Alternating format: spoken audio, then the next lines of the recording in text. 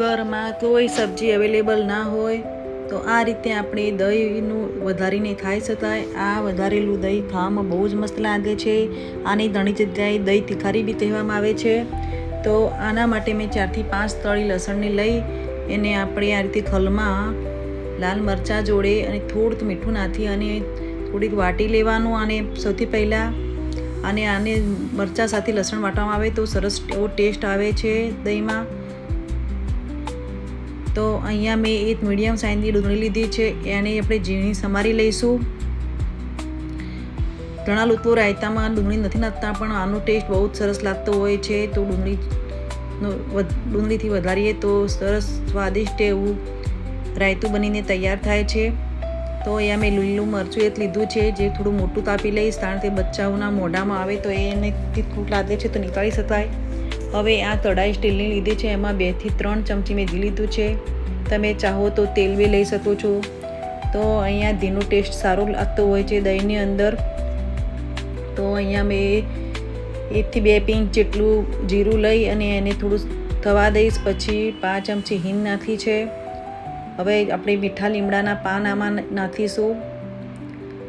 આ બધું તતડે એટલે આપણે જે ઝીણી સમારેલી ડુંગળી અને લીલું મરચું વધારીમાં નાખી દેવાનું અને આને થોડી વાર સાંતળવાનું. ઉપરથી થોડુંક મીઠું નાખીશું. આપણે તે વાટવામાં બી થોડું મીઠું નાખેલું છે એટલે એ ધ્યાન રાખવાનું. તો અહીંયા ડુંગળીને થોડી સોફ્ટ થવા દઈશું. થોડી લાઇટ બ્રાઉન થાય ત્યાં સુધી થવા દઈએ. અહીંયા મેં આ ડબ્બાવાળું દહીં લીધું છે, આ અમૂલનું દહીં છે. એને આ રીતે આપણે ભાધી લઈશું. પહેલાં એને ભાધીને સારી રીતે મિક્સ કરીને પછી જ આમાં એડ કરવાનું. આમાં આપણે લીલું મરચું જે વાટ્યું હતું લસણ જોડે એ સૌથી પહેલાં આની અંદર એડ કરીશું. અહીંયા આપણી ડુંગળી લાઇટ બ્રાઉન કલરની થઈ ગઈ છે, સરસ એવી સોફ્ટ. અહીંયા આપણે જે થલમાં વાટ્યું હતું લાલ મરચું ને લસણ એ મિક્સ કરીશું. થોડું 2 થી 3 ચમચી જેટલું પાણી એડ કરીશું, જેથી મસાલો દાજી ના જાય. આ મસાલાને સારી રીતે ચડવા દેવાનો. આમાં આપણે મસાલાને ચડવું એટલા માટે તો દહીં નાખ્યા પછી આપણે તરત જ ગેસ બંધ કરી દેવામાં આવશે. તો મસાલાને સારી રીતે ચડવા દઈશું. અહીંયા આપણે અડધાથી ઓછી એવી હળદર લીધી છે અને ધાણા જીરું 1 ચમચી જેવું ધાણા જીરું નાખ્યું છે. આને પણ સારી રીતે થવા દઈશ. હવે આપણે આ દહીં છે જે ભાજેલું એ અંદર એડ કરી દઈશું.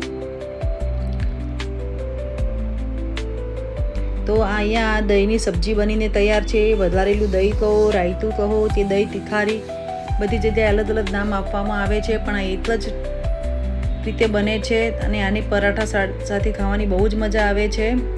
અમારી બાજુ તો સ્પેશિયલ આના ધાબા હોય છે, દહીંના રાયતા અને પરાઠાના. આ ખાવામાં બહુ જ મસ્ત લાગતું હોય છે. આ બનાવશો તો તમે સબ્જીને બી ભૂલી જશો, એવું સરસ ટેસ્ટી બને છે.